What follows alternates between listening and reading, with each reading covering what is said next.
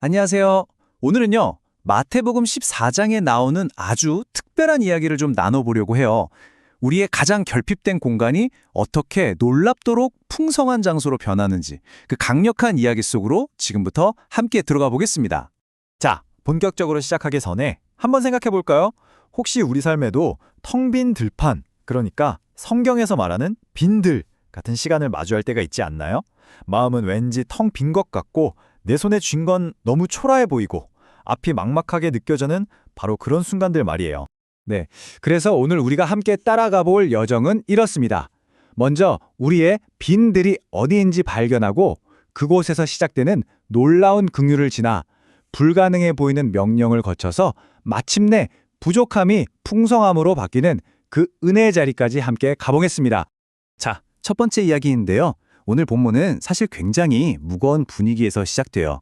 바로 세례 요한의 죽음 소식이죠. 이 충격적인 소식을 들으신 예수님은 슬픔 속에서 혼자 계시기 위해 한적한 곳, 빈들로 가셨습니다. 그런데 수많은 사람들이 그곳까지 예수님을 따라온 거예요.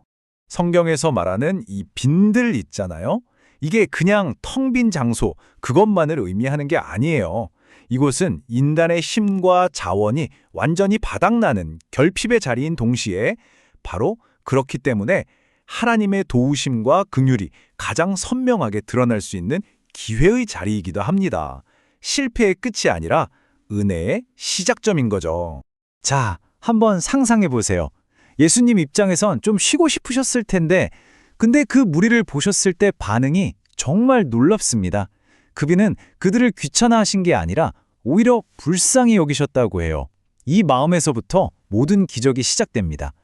여기서 불쌍히 여기다라는 단어의 원래 의미가 정말 중요해요.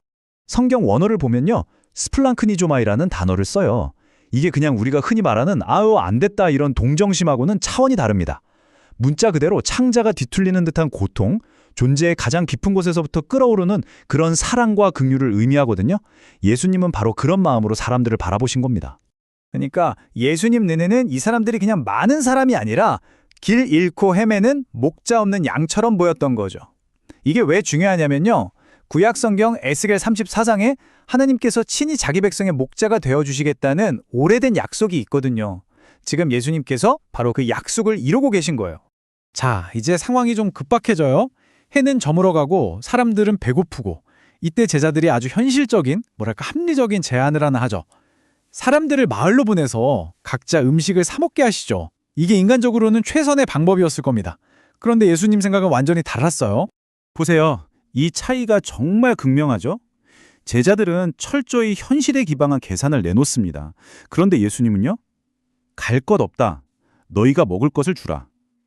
와, 이건 정말 상상도 못할 명령이었을 거예요. 이 말을 들은 제자들 반응, 기억나시죠? 저에게 있는 건 떡 5개랑 물고기 2마리, 이게 전부입니다. 이것뿐입니다 라는 말에 모든 게 담겨 있어요. 절망, 한계, 불가능, 바로 그거죠. 이게 우리가 가진 전부라는 처절한 고백입니다. 근데 어쩌면 이 불가능한 명령이 꼭 필요한 과정이었을지도 몰라요. 왜냐하면 우리 힘으로는 정말 할 수 없구나라는 걸 깨닫게 하거든요. 바로 그 절망의 순간에 내 힘이 아니라 오직 그리스도만 바라보게 되니까요. 자, 우리의 그 한계를 보신 예수님께서 뭐라고 하시는지 아세요? 없는 걸 만들어 오라고 안 하세요. 그냥 이렇게 말씀하시죠. 그거 나한테 가져와라. 주님은 우리의 풍족함을 원하시는 게 아니라 우리가 가진 보잘것없는 전부를 원하시는 겁니다. 바로 그 작은 것이 주님의 손에 들려질 때 기적이 시작되는 거죠. 오늘 본문을 자세히 보면 예수님의 행동이 4단계로 딱 나옵니다.